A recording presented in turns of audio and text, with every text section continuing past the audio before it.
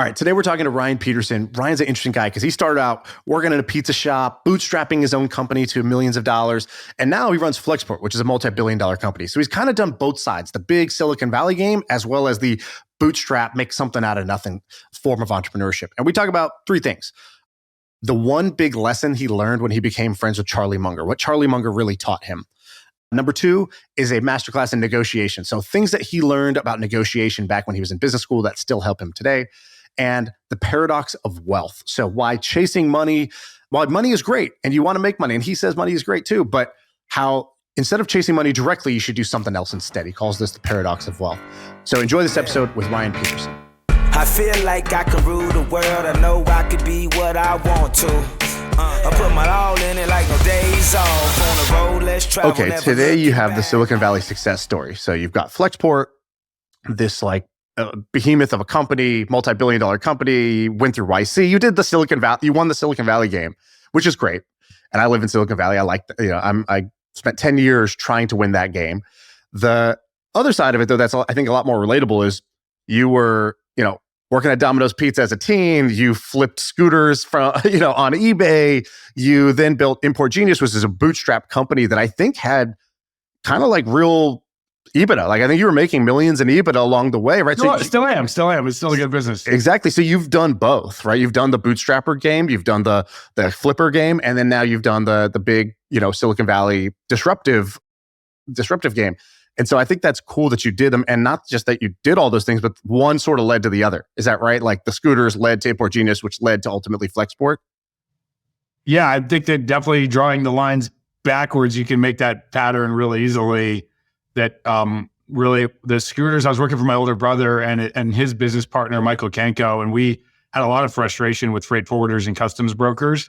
And we had a lot of frustration with finding good factories. Those were kind of the two big problems that we saw. I have this e-com business that has I started it kind of right during COVID. Basically, we launched right after COVID, and we've now done over, 50 million in revenue. But I would not have found my factory had I not used Import Genius. And I remember I was like, I'm kind of like a shortcut taker in general. So I was like, okay, either I can go on Alibaba and I could try every single supplier on here, try to find a good one, or I could go to whoever I think has the best quality and just try to reverse engineer who is their factory, who is their supplier. And actually, I remember like buying the $99 or $199, I don't remember what it was, like Import Genius subscription. And then actually there was somebody on your chat team that did the search for me because it wasn't showing up initially. And they went back like further in the records, 12 months, 15 months ago, and they found one manifest. And so if people don't know how this works, what you guys did was basically you took public data about the shipping manifests, and then you organized and structured it so you could see for any business who's their supplier, and for any supplier who are all the businesses they work with. Is that right? Is that the right way of describing it? Yeah, that's what Import Genius does. It's still we haven't raised prices much either. It's still about the same as you said, 99 or 199. We might have raised it a tiny bit, but importgenius.com is the business that I started. And funny you mentioned Alibaba, because I started that business out of frustration. I was living in China for a while, and I would use Alibaba to find a factory. I would show up at the factory, and they weren't expecting people to just show up. And it'd be like fake factory, like it's just a middleman, right.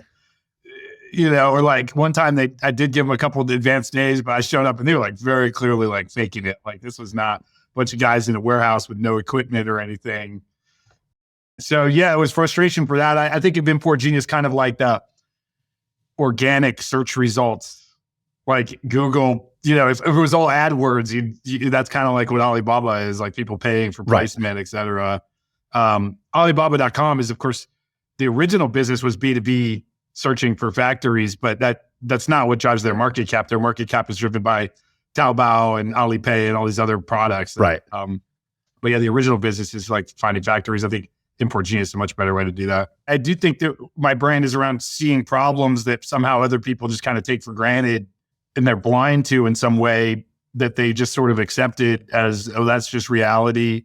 And then actually getting really curious about it and looking at what could you do to solve it. And that's where Import Genius came from. That's where Flexport came from. And that's sort of that same problem. It's annoying. I'm kind of annoying in that way. Like when I go to a restaurant, I'm like doing bottleneck analysis on the cashier. Like, what would I do to like get the traffic flowing faster through this place. But I can't help it. What is Paul Graham's word for this? Schlep blindness, right? He's got blindness. Yeah, I usually point people to that essay on Paul Graham's essays called Schlep blindness, which is this idea that you're kind of blind to the biggest problems in the world. Paul has a good quote about you. I found in my research. This is the make you blush section. All right. So it says, Paul Graham, founder of Y Combinator, says, Ryan is what I call an armor-piercing shell, a founder who keeps going through obstacles that would make other people give up. A, do you think it's true? And B, why do you think Paul thinks that about you? I don't know if it's true. I do work really hard and don't give up easily. Paul and I have had a great relationship for a long time. He's seen me since the very early days. I met Paul when I had started Flexport, but barely. My brother did Y Combinator the year before me. We were renting a house. Actually, it used to be Max Levchin's house because we used to get his mail. I don't know how long before. It must have been a long time before because it wasn't a very nice, it was like a little apartment. Pre-PayPal house. It was like before you got rich. But we were renting this apartment and it was near it was near a park where Paul would take his kid, George, who's now older, but when he was, and we would take my dog there to play. So we would just like run into Paul, and my brother was in YC at the time. So we got this striking up conversation. So Paul's seen me since like Flexport was just an idea, basically. He's been a great advisor for us, said nice things to a lot of people. What did Paul help you with? Because I've asked people this a couple times, and I feel like everybody's got a great Paul Graham story of like, there was there's these like crucible moments in every startup, or there's these moments of uncertainty, and Paul either brings a certain level of confidence or clarity or a question or a bit of advice that was helpful early on. Do you feel like there was one of those for you? I think Paul's got his superpower is like he only sees what's possible and like how valuable or big could this thing be if everything worked, and he ignores every other outcome that's possible. And that is probably the right way to do seed investing, in the power law world, to find like that. And so he always saw if Flexport really worked, the outcome is so outsized and enormous given the industry size and importance. Then he could help us sell that story to other investors, to candidates. He would send emails early days to like top engineers saying really great things about us, quotes like the one you mentioned, to different press and stuff like that. He's also been a really big supporter of Flexport.org, which is our humanitarian relief logistics division that helps nonprofits doing refugee camp logistics or other sorts of disaster recovery logistics. He's donated millions of dollars to us there and helped us get the word out about all that stuff. So he's a huge supporter of Flexport. That's amazing. Yeah, I always think about like the first believer. I think everybody has this person who believes in you more than you believe in yourself for a period of time, and it's sort of like a short loan. It's like a short-term loan that you can get of conviction, and is very helpful to an entrepreneur. And it's actually very helpful to be that person, especially once you have a little bit of success as an entrepreneur. You now can lend a little bit of conviction to other people you believe in when they don't really have it.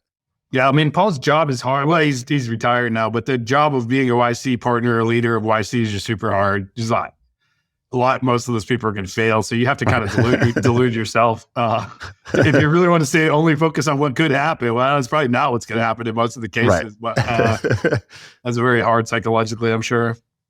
Yeah, maybe he needs another essay that's like Schlep blindness, but it's on the investor side. It's like fail blindness. It's like the ability to easily forget. Good idea. With Import Genius, you took publicly available data, you structured it, you made it into a useful business that generates millions of dollars a year profit. It seems like your brother also did that same business model, right, in a different space with Build Zoom. Can you explain maybe what is the underlying framework of how to think about business ideas like that might succeed? Because it seems like there's a pattern, that there's multiple ideas like that. Build Zoom was born out of the frustration of finding a contractor. Build Zoom's my older brother David's company, one of his companies. And he was my co-founder with Import Genius and my boss for a while. And he was sort of my mentor in startup world. Build Zoom was born out of the frustration of finding a contractor to work on your house. And underlying it is this public data set of building permits are largely public record, but hard to access. And we had a lot of experience of doing that with Import Genius. So we built a search engine on building permits and lets you look up wherever you are, any house, you can see who the contractors were that built on that worked on it, which is pretty useful as a homeowner, by the way, as a tool. See who built the problem. If you have a problem, go find that person. They probably can help you with it. But also you're doing due diligence on contractors. Be able to talk to the actual homeowners who worked with them, making sure that the reviews are actually for people that hired this contractor. Like, there's a great data set out there. So they built a nice little business on top of that data set. I think that government data is a big opportunity. The government has tons of public records on all kinds of stuff and no real incentive to organize it in ways that are particularly useful. It makes it hard to build defensibility onto these businesses because other people can, if it's public record, other people can access the data too. So you have to get distribution or build some kind of a network effect on top of it. Like in BuildZoom's case, it's like reviews that you're layering onto this, and sort of brand is always the ultimate network effect that you can build onto it. But, I think people overthink defensibility a little bit. Like, how could you have defensibility? You're a startup. Just like, if it was defensible, how could you possibly do it yourself? We did an episode recently on, I found this app that's called Oasis. It's a water quality tracking app. So basically like how much, forever chemicals are in your water. Oh yeah. And it's this kid who did the same thing. He basically was like, he lived in, I think, Minnesota, where they had like clean water. He drank tap all the time. He moved to LA, he started drinking tap water. It tasted funny. He got a little bit sick. He's like, oh man, I wish I could figure this out. Turns out every city has their own testing data that's publicly available. Turns out that you can request from every bottled water company their reports as well. So then he created this app that basically presented to the consumer, and then he goes viral on TikTok with these like kind of like fear-based, like, did you know that blah, blah, blah, but you can check this using this app. And he's built a thriving business on this thing. I think he's at like 50K MRR, and he's just a kid in his 20s. Nice. It's not the most defensible thing. You got to get this to RFK Jr., man. He'll be all over it. That's right. But I think it's kind of amazing that you could do this, taking public data and making that happen. Yeah, brand and network effect distribution, getting users, getting people loyal to it, execute high velocity. Yeah, I remember I got in a fight on Twitter like 5 years ago with some guy talking about moats. And I was just making a play on words saying, well, the moat turned out to be not that useful once someone invented artillery. Right. Actual moats, like we don't use the moats. Like, what are you going to put alligators to defend your business? So I was talking, like, actually, you don't really want to hide behind some walls. Like the real ever since the Blitzkrieg in like 1940, 1939, whatever, we learned that like high velocity attack is the way to win, not like sitting behind defensive walls. Right. And I don't know, some investor like got really upset with me that I didn't believe in moats. Well, of course, I'm just making a play on words, but. Right. Well, you wrote in here something that I found pretty interesting. I didn't know you were friends with Charlie Munger. And speaking of moats, Munger famously talked about how defensibility and moats are super important. Can you tell the story? How did you become friends with Charlie Munger? Yeah, R.I.P. Friendly with Charlie Munger, let's say. I had dinner at his house 7 or 8 times before he passed. I went to his 99th birthday party last year, actually. I'm a huge fan of, he has this essay, which I think every person should read, especially young people trying to figure their way through the world, called, it's called The Art of Worldly Wisdom. Yeah. Definitely, if you Google Worldly Wisdom, Charlie Munger, you'll find it. I actually found it on Paul Graham's website. I believe PG published it to the Y Combinator website at some point. And I had read it when I was young and feeling uninspired or like trying to figure things out. What should I do with my life? And the essay basically argues that there's, in every discipline, like biology or chemistry or whatever you can define a number of disciplines however you want, sort of, but somewhat arbitrary, but just say there's a few hundred disciplines in the world. And that in each one, there's two or three big ideas that carry 80% of the freight. That if you know those 2 or 3 big ideas, you kind of will get 80% of that whole discipline. Like in biology, it's probably like Darwinian evolution and something to do with genetics, which are obviously related. But like if you can get those 2 or 3 big ideas, you'll have enough biology to be dangerous. Right. And that you can learn these ideas by going to read the textbook. And so if there's only 300 disciplines and two or three ideas, you're like, okay, I've got to do about 600 to 1,000 ideas that if I could learn them, I'd be like what Munger calls worldly wise. It's an interesting concept that set me off on a journey of, I've probably read hundreds of books as a result of that. And so searching for the big ideas in every space. Yeah. I'm like, what are these disciplines? And like disciplines I don't really, that I found boring. Well, like, okay, whatever. I'll just go I still learn the top ideas from it. No, I'm not saying I've succeeded. There's some disciplines I just can't bring myself to. And by the way, his essay isn't just saying there are these ideas. He actually lists a bunch of them. So he's like, for example, things gravitate towards winner take all. Therefore, it pays to be number one or number two or just be out. And then he gives examples, right? So the essay isn't just the concept that these ideas exist. He gives a bunch of examples in it. Yeah. And then he calls them like mental models. If you build these mental models from one discipline, it turns out they're often applicable in another. And that's where a lot of the good ideas can come from. And a lot of innovation comes from applying an idea. Like Richard Feynman's a great example of this, famous physicist. He spent like 2 years as a biologist and like did some groundbreaking work in biology just because he took ideas from physics that people hadn't really thought of, frameworks, and applied it in biology. Right. Anyways, I was very inspired by Munger for many decades, really. Still am. And I was at a party at one of my investors' houses, and I was just talking to this older guy. Neither of us knew anybody at this party or didn't know many people. And he asked me what my favorite book is. And I started talking about Poor Charlie's Almanac, which is a great book that Stripe just reprinted, by the way. I told him that book is my favorite. And he started telling him why. And I told the story of the worldly wisdom and how I was living in China. I was bored out of my mind sometimes. And so I bought all these books and just started reading books like hours a day, every day. And he let me talk for a long time before he was like, yeah, I know that book really well. I wrote that book. And it turned out the guy I was talking to is a guy named Peter Kaufman, who wrote the book Poor Charlie's Almanac. He's like one of Charlie Munger's best friends. And he just got such a kick out of me telling him so much about how great his book was that he brought me to Charlie's house for dinner, and many times became friends with a few other of Charlie's friends and got involved, invited to lots of dinners. And Charlie, I remember when I first told him about what Flexport does, he was like, oh, that's great. You have a great business because the key to success is dumb competition. And he started ranting about like all of his experience working with freight companies. And I also think that's a great little tagline too, is like, remember, when you're trying to think of what business to do, all these guys doing AI startups, like I think applying AI to some old school frozen industry is a great idea, but just going straight head on against other AI geniuses is like a recipe. Like, who wants to compete with people that smart? Like, you rather compete with knuckleheads wherever you can. Yeah, exactly. That's a very simple principle. Like in poker, table selection is like probably the most important decision you make. So everyone thinks poker's about like, the bluffs and the advanced betting strategies or whatever it is. And a huge amount of your success comes down to which table did you choose to sit down at. If you chose to sit down at the fish table, you're going to do pretty well. And that one decision was the most important decision you could have made. If you sit down with all the sharks, well, good luck. It doesn't matter how good you are. You're probably just going to, bash your head against the wall for a while. That's why I don't play poker.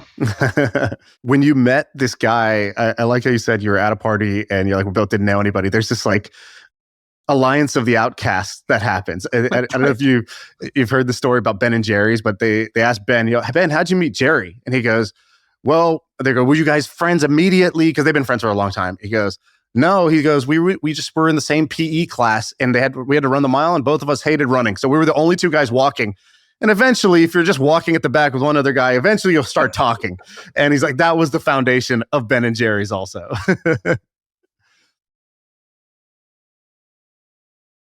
I want to ask you about this. You said you moved to China. What was the thought process that got you there? And then what'd you get out of doing that? It was 2005. It was clearly booming. It seemed like the future. At that time, I was working for my brother. We had this scooter company buying dirt bikes and we say scooters, but off-road vehicles, dune buggies, all kinds of cool motorsports products. And we were buying everything from China, but not like they were buying everything off the internet. No one had been to China. Right. And during college, I lived in South America. I lived in Chile and Brazil. And I speak Spanish and Portuguese. So I was like, if anyone could learn Chinese, I could probably learn Chinese. I learned these other 2 languages, which was very naive. So I saved up a little money and just like moved there. Did you plan to be there for a while? Did you buy a one-way ticket? What'd you tell yourself going in? I don't know. I didn't have an exit plan. I was just going to learn Chinese and learn about Chinese culture and history and economics and what's going on in the boom. What's your tip if somebody's in their 20s and they're kind of intrigued by this, like the adventure path? What would you tell them? Like, how would you tell them to think about this now that you've done it? I think it's really about your values, and really introspecting. You can select your values too. Well, a lot of people just kind of go through life without thinking about this. I did. And my value, without knowing it consciously, my number one value in life until I was about 25 or 26 was adventure. And I just wanted to like try all kinds of, go all over the world. And remember, this was pre-iPhone. So it was like pretty adventurous. Like I didn't have GPS in my pocket or translation apps or anything. I mean, I just had to like figure stuff out, walking around, asking people for directions and hoping they'd be nice to me, which they were. But it was definitely an adventure. And so at that time, that was my value, was like chasing adventure. That's not for everybody, but if it is, like, it's pretty easy to achieve. Going to cheap places.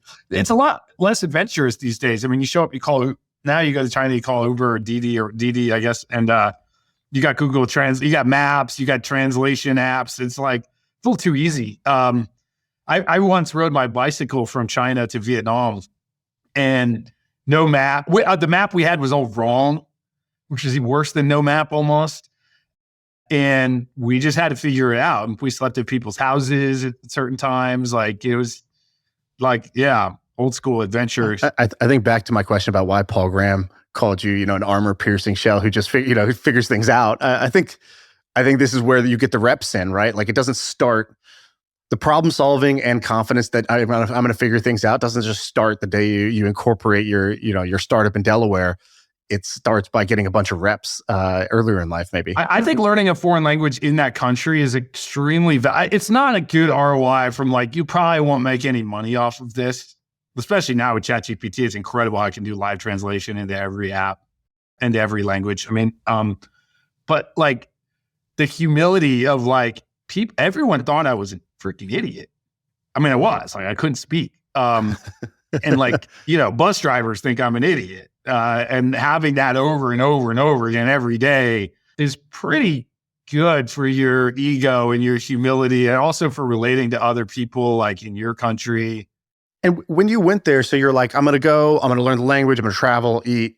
But you're a business junkie. Like you said something I saw in the research, which was like, I was like, oh, this guy's my kind of people. You go, my form of entertainment is making a landing page one night and sending some traffic and seeing if people click to buy, right?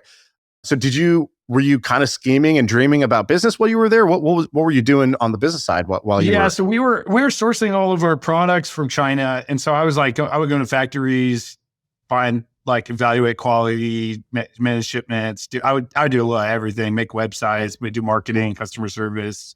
Was that scooter business any good? Did you make any money doing that? Or what was the result? It was pretty good for like, you made salary, like W-2 level income that was above all of our friends at the time, but not like change your life kind of income. Right.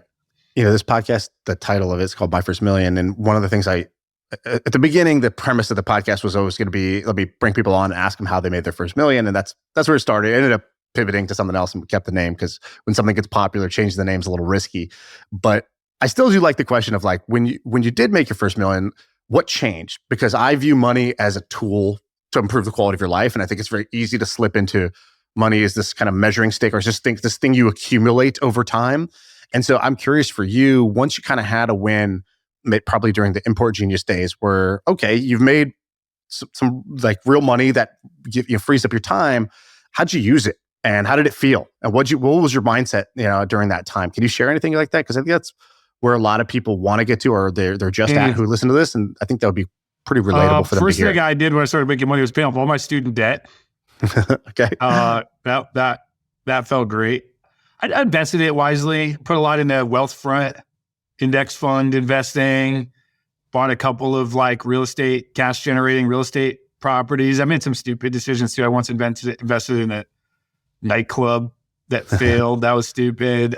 But it didn't change much Well, first off, people who tell you that money's not important or won't, I don't believe these studies that say like, oh, like, you stop at 75K. It stops improving your life at a certain point. I'm certain that can't be replicated.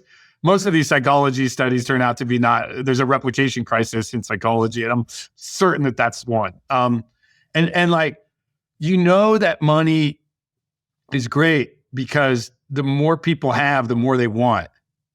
It must be great. Right. Must be amazing. Can't get enough of it.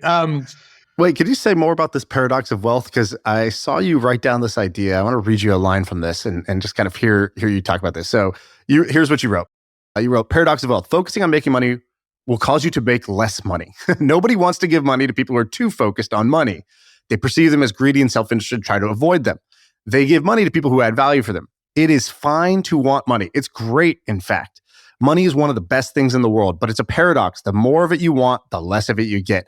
So hack your brain into instead focusing on the things that are upstream of making money. What's upstream of making money? Yeah, I think upstream making money is solving problems for people at the end of the day, which means learning. You got to build your skill set up so you can learn. And upstream of that is learning what the problems are and developing a set of skills and capabilities to let you solve them. Salespeople can suffer from this, or they can be great. Like great salespeople are really consultative, like good at asking questions, good at diagnosing problems, understanding what their product or their firm can do to solve that problem. And, you bring those together, you win. Everybody wins, creating win-wins. But the perception of a salesperson is a pusher that I'm going to try to get you to buy something you don't want or need. There's a lot of bad salespeople that are which is like a bad that. Salesperson. Yeah. Totally. But that's the image that most people have when they think of salespeople. And this is true because we can't even call people a salesperson. They're called account executives. Because sales is such a bad word. We had to rebrand it. We had to go aioli instead of mayo. There's only a couple of, this may have changed. I think it did. In fact, a few years ago when I looked into it, there were only 3 universities in the United States that offered a major in sales.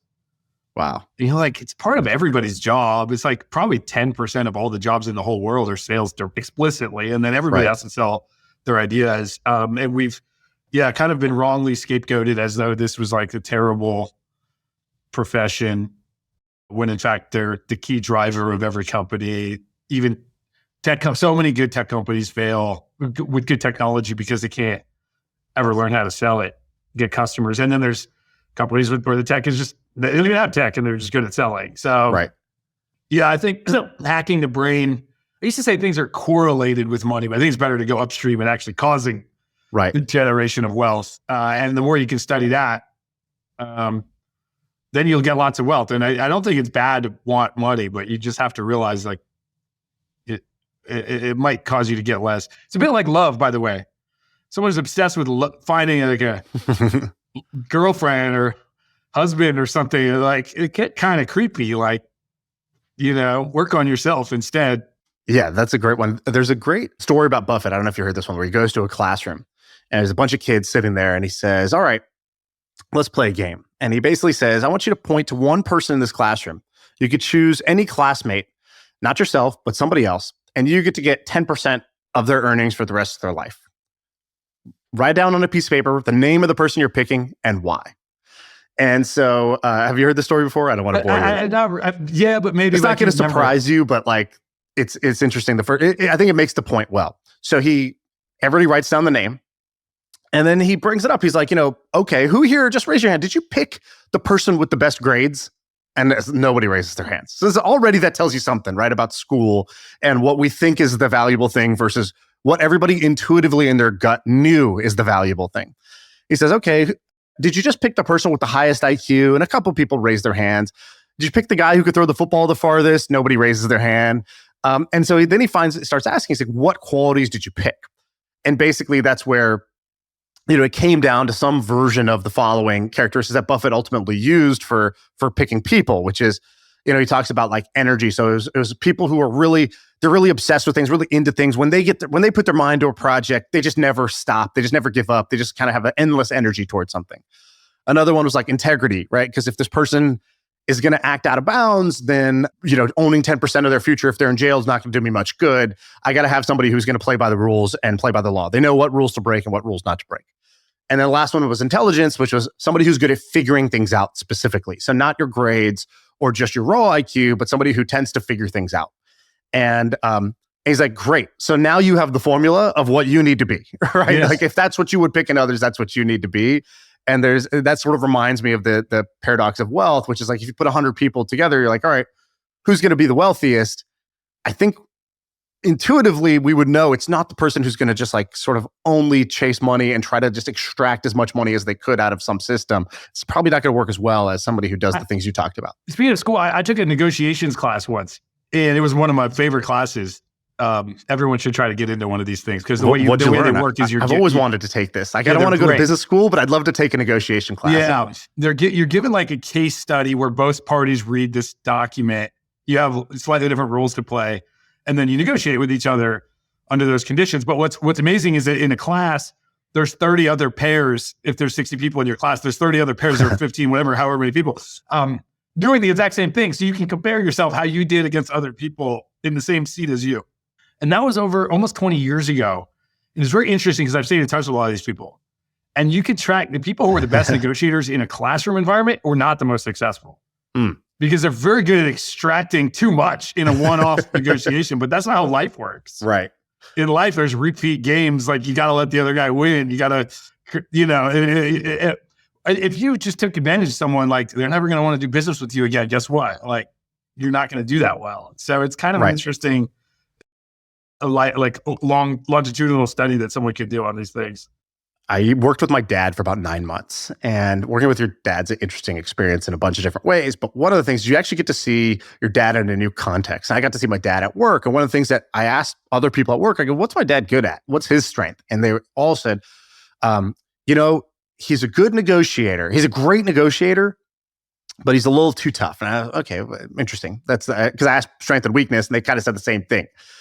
So I got into the situation where it was one like high stakes negotiation. Basically, like the future of the company was like kind of up for grabs, and somebody had leverage, somebody else had leverage. We all sat down at this table, and my dad did one thing really great, which was he was like, we didn't really like the options on the table, and he's like, oh, okay, cool. I'll always go with the third option then. No.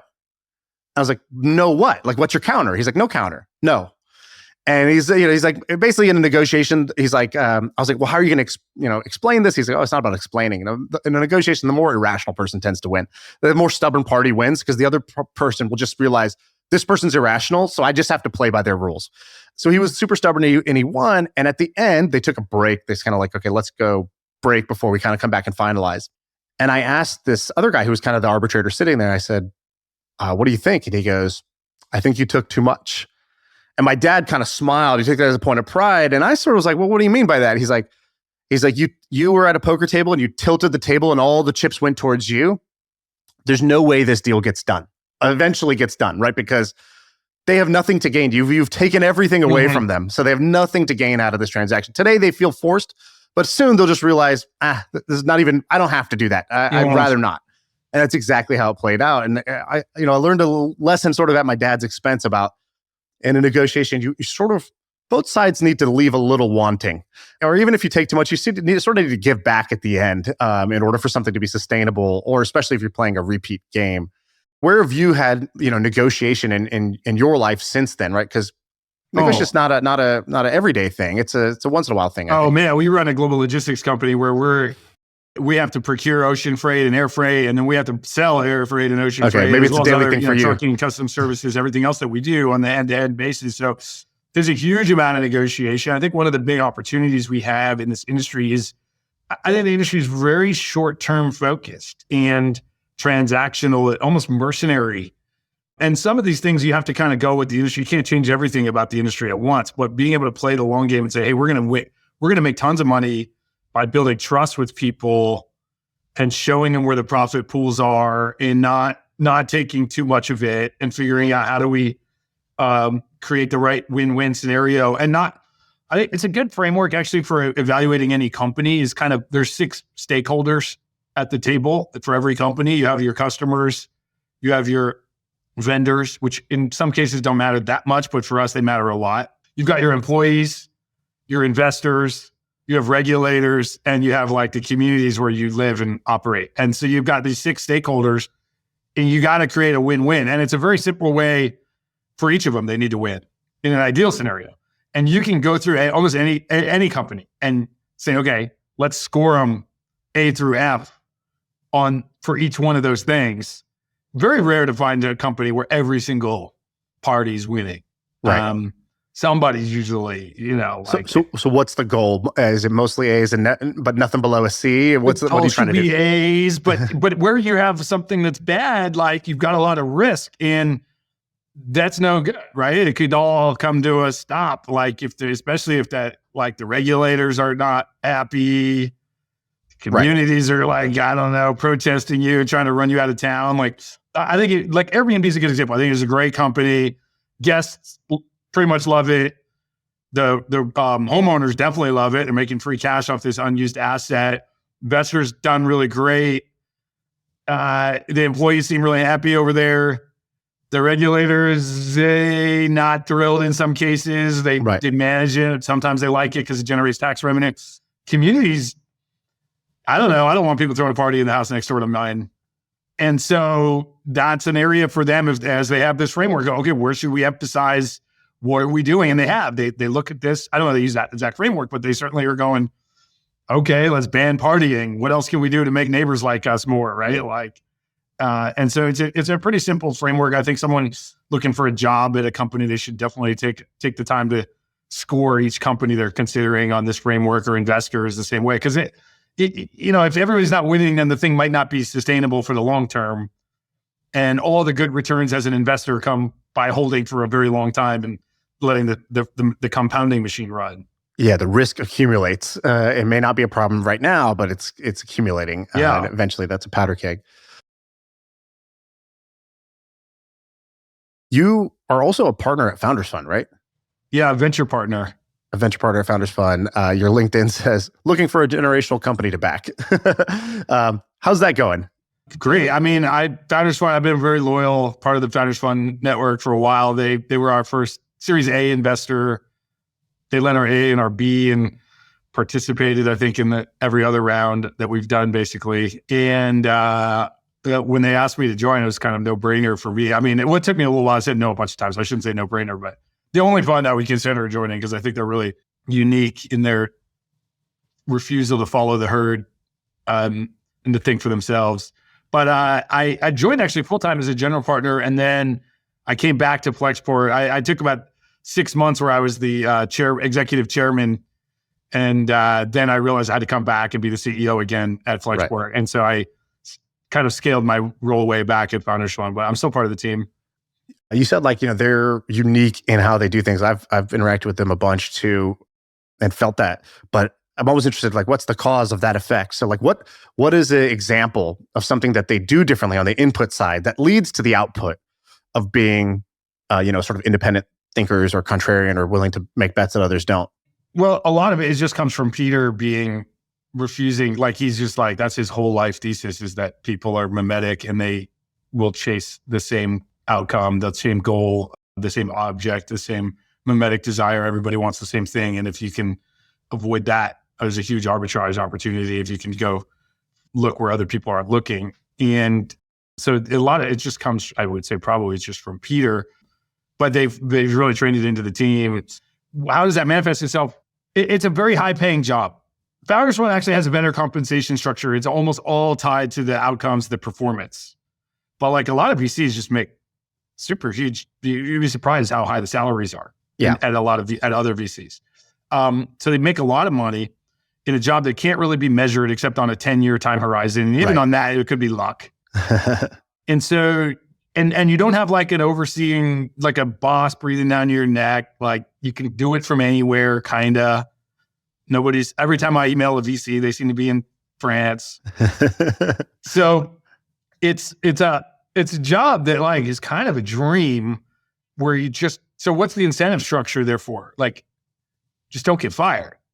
And it's hard to fire you for performance because it takes a long time for these things to mature. And again, it could be luck. So the way you get fired is by everybody consensus agreeing that you're doing dumb things. It's not by doing dumb things. it's by having a consensus form around you that this guy's making dumb decisions. We got to fire him. And there are a lot of cases where funds fired someone who it turned out a few years later had like been their best guy, but they didn't know it. So therefore, the way to avoid getting fired in VC, again, this is not Founders Fund. This is what I like about them, that they're very different. But the way to avoid getting fired is to double check everything you do with other VCs. Right. To make sure everybody agree. And you don't want to do it internally because then you look like you got no opinions and you can't operate. So you do it with all your buddies at all the other VCs. So it's just a massive collusion racket the incentives are just structured such that everybody's talking to everybody to double check and make sure. And then that leads to regression, herd mentality, regression to the mean. It leads to people not wanting to take a lot of risk, which is just just lame, right? Like venture capital should be all about risk taking, but it's not. Often it's not. And I think Founders Fund's very good at not participating in those things. They don't really go to conferences. The conference they do is called Hereticon. It's like literally about heretical ideas that you're not allowed to say out loud. That's probably the most unique conference. Most people probably don't know what it is. Can you explain what Hereticon is, and then maybe some examples of what a talk at Hereticon might be about? Hereticon is idea. Most conferences, people on stage are like, you can't say anything that's not fitting the mainstream narrative. Right. And Hereticon, the idea is that you come up into the stage and say something that would like get you canceled or some heretical idea. The definition of heretic. Again, they don't publish the talks online, I don't think, because of the nature of it all. But I'm working on. I'm going to do a talk if I can make. Maybe next year I'll try to do a talk. I have some ideas. The definition of heretic: a person holding opinion at odds with what is generally accepted. I texted a bunch of friends who went. I said, "Hey, what was the best thing?" And they were like, "Well, like, you know, somebody gave this talk. Like, my belief in the probability that aliens exist has actually meaningfully changed based on X talk." Or this person gave this talk about, you know, the conspiracy around XYZ, and it just sounds fascinating. It sounds like one of the few conferences where I would get there early and stay late. Yeah. Which is like the mark of a great idea. Like on brand, right? Like don't just follow the herd. They're not trying to like just reference check every deals. They'll put their neck out there, make some crazy bets. What's amazing and I haven't yet figured out is how they have such an amazing track record, because I don't think just YOLOing it they're very good at picking founders, I think. Right. There's no formula for it because people are unique, but it is a really interesting, and they're a very big fund these days, and they write large checks with conviction, but without being like spreadsheet monkeys who are just, it's not all. Of course, they do due diligence and analysis and stuff, but they're much more built on who the founder is and what they're all about. Right. Before you came on, I asked, I sent this like doc to every guest, and one of the questions I asked is like, what are 3 strong opinions or life philosophies you live by? So one is related to what we're talking about. You had this quote from Emerson. It says, "The great man is he who in the midst of the crowd keeps with perfect sweetness the independence of solitude." And you had some examples under this. Can you talk about that? What that means to you, and what are some examples? Well, there's some great, very practical examples that you can use in your life, and you'll be able to see that this is true. Okay. And literally related to crowds. And next time you are entering a stadium, watch, your brain will want to just follow the people mindlessly into the stadium. But if you're able to snap out of that and go, wait, let me think for myself right now. These people have no idea. Most of them have never been to this stadium before. They don't know where the entrance is. Right. There's always another entrance that nobody's lined up for. And you can just walk right in, always. Or parking. I'm a big skier. Whenever you go to the ski resort, there are these guys that are like waving parking attendants. And their job is to park all the cars. But their job is not to park your car as close to the mountain as you could be. Like their job, like there's not 1,000 spaces right next to the chairlift. So they're going to point everybody to where there's 1,000 chairlift spaces, which like for sure you're going to have to take some kind of shuttle.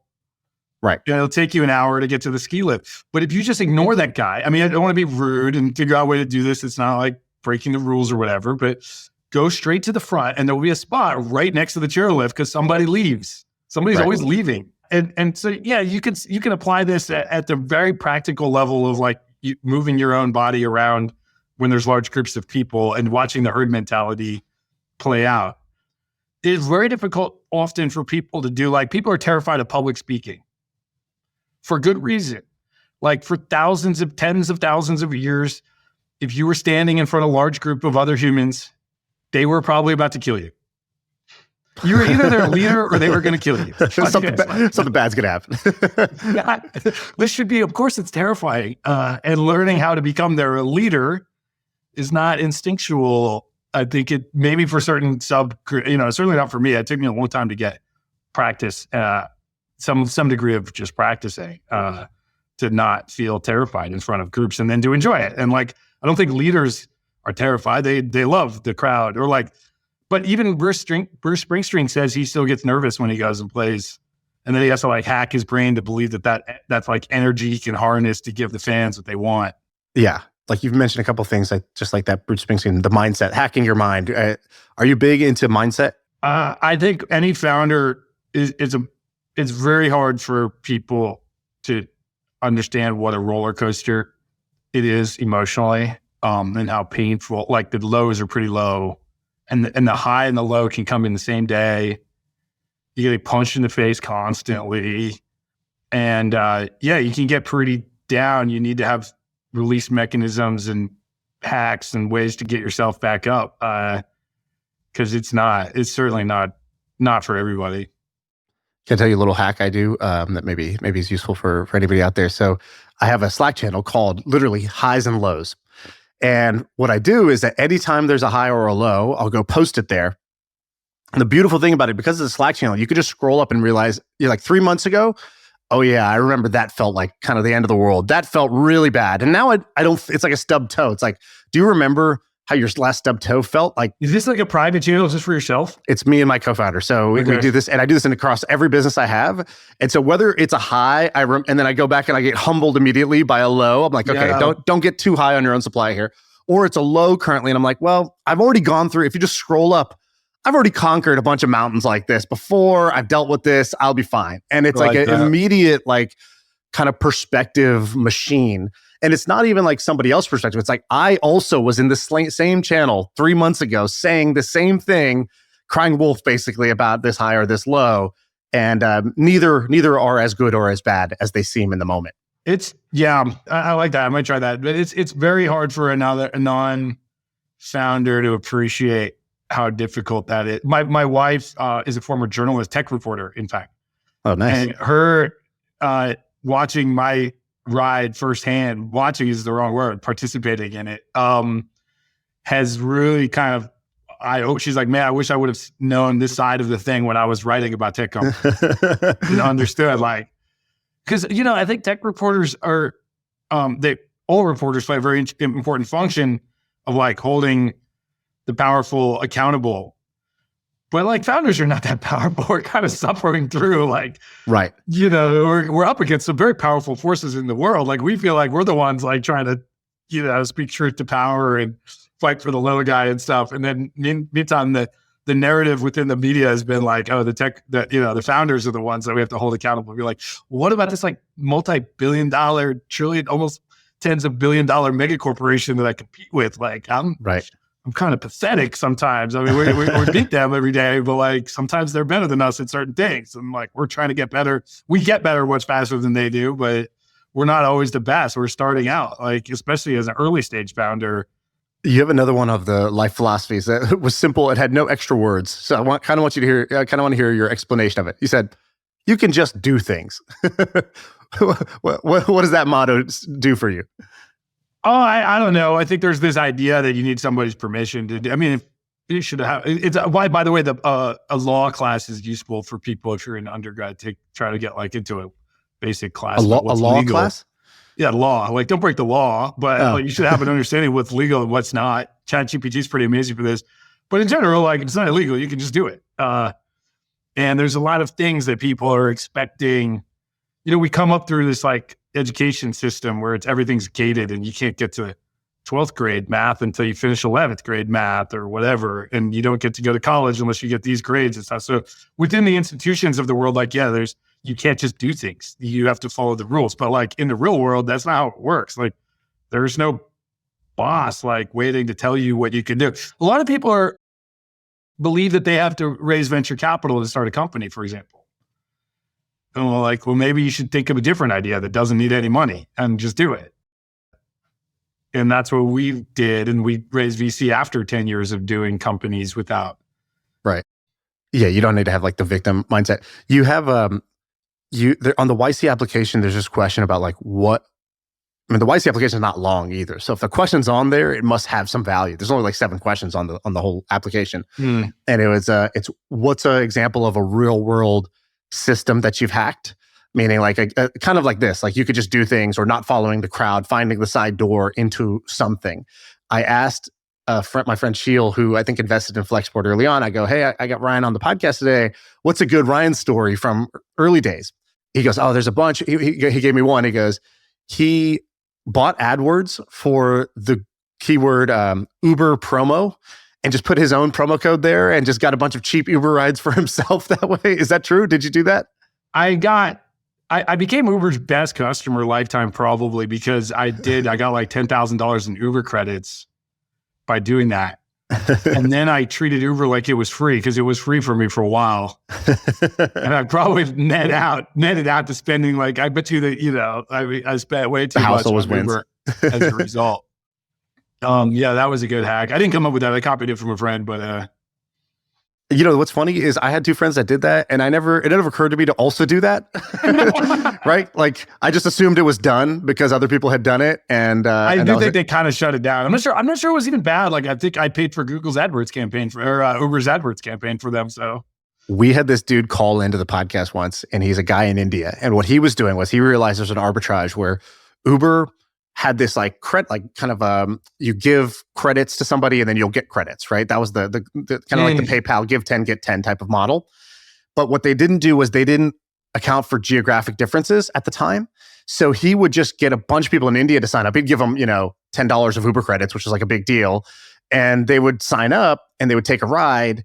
And a ride in India is really cheap, and he would get $10 of credits and he would sell it to Americans. And so I bought thousands of dollars of credits off this guy, and I rode really, really cheap because you could buy like $5,000 of credits for like $1,000 because this guy was farming them in India basically. And this worked for years. And he called into the podcast and he was like literally in like a small apartment in rural India. And he was like, he's like, I make, I forgot what it was, like $15,000 a month, which is more than like my entire village makes basically doing this. He goes, I don't know how long it'll last. That's why I'm still living here. I'm just saving it up for now. But eventually they'll close this loophole. And when they do, that'll be a sad day. But it was amazing to see that loophole, that hack. Yeah, I definitely sped through the credits pretty quick and then just became Uber's biggest customer for a long time. Now I'm mostly riding my bike and I stopped riding Uber to work. One thing I find fascinating is you have a side hustle. And I find this interesting when entrepreneurs have these like side things that just work right off the bat. You did this one about phone booths, like phone booths in companies. Could you just quickly tell this story? Because I think it's kind of inspiring. Yeah, well, unfortunately, it closed down. They sold the company, and I didn't make any money. I think it was kind of mismanaged, to be honest. Okay, fair enough. We basically, it started at Flexport. We never had enough conference rooms, and so I got these carpenters on Craigslist to make a couple of phone booths out of just like wood, built a phone booth in our office at Flexport, and put like a lot of foam padding in there to make it somewhat soundproof. And they were terrible. The ones I made myself on Craigslist, because I didn't we put a fan, but not enough ventilation. So you'd come out of this thing just dripping in sweat. And yet people were in there nonstop using it. I was like, if the product's this bad and yet everybody wants to use it, there's like something here. Yeah.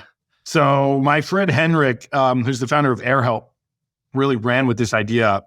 I should give him all the credit. He built it into a company. I kept talking about it. This is another thing to do is like talk about your business ideas at parties and stuff. And if everybody every time I talked about this idea with founders, they'd be like, I want to buy 5 of them. It was like, oh man, I should just start this company. I've got like a waiting list to buy the stuff. So we made like these really nice Swedish design. And now that the company's failed or been sold, I can tell you the IP, the secret here. The intellectual property was we put 3 fans in that thing. The genius hack. So it was doing like $50 million in sales. 50? Yeah. We're selling thousands of them and somehow we couldn't make money. I was very frustrated. We hired a CEO. Just the unit economics wrong or the overhead was the problem? Yeah, you had too many people on the team spending money on BS. I'm not sure what happened. I'm a little pissed about it because it's like, dude, you're selling $50 million of the phone, but you should make $10 million in profit at least. Like there's high margin. All right, somebody should reboot this idea and just I do think it. it's a Do good it without idea. the mismanagement. I believe so. Now, it might have become very competitive space. Like, there's a lot of people at the time. There was no good cheap phone booth out there trying to make, like, I think we sold them for like $3,000. But you can make a phone booth for $1,000. Like, come on, it's not that Right. hard. So Yeah, I think in the you could just do things category, I'm going to put this in there. I think somebody this could is just where I do this put- again. Yeah, feel free to run with that one because that company didn't work. They sold to somebody. But I think the founder had ambition to be like $1 billion unicorn company instead of like, dude, let's Cash sell flow. this thing to Staples for $50 million and like be happy. Right. Exactly. Ryan, thanks for coming on, man. This has been fun. I'm a user of Flexport. I use it for my ecom biz. You've helped me forward a bunch of freight. Here's how I know you've helped me. I still don't know what freight forwarding really is, and we've done tens of millions a year in revenue, and that's the beauty of it. I don't have to know. I just know that our shit gets taken care of. It's a low price. It's the easiest to use tool. So thank you for making that happen. Thank you for Import Genius also, because I would have never found my supplier had I not used that. Where should people follow you and find out more? I'm on Twitter. My handle on x.com/typesfast is my handle. And go to flexport.com if you're an e-com business or you run any kind of logistics. You need to ship things from anywhere to anywhere. We started in freight forwarding, which is, well, I joke it should be called freight email forwarding. Shaan is like passing emails around the world to get a container or some air freight moved.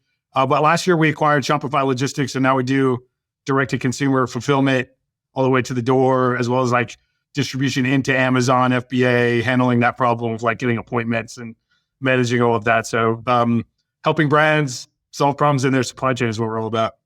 There we go. By the way, your handle is Types Fast, and I love it. Your brother's is Types Faster.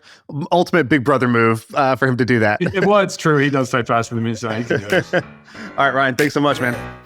Thank you. I feel like I can rule the world. I know I could be what I want to. I put my all in it like no days off. On the road, let's travel, never looking back.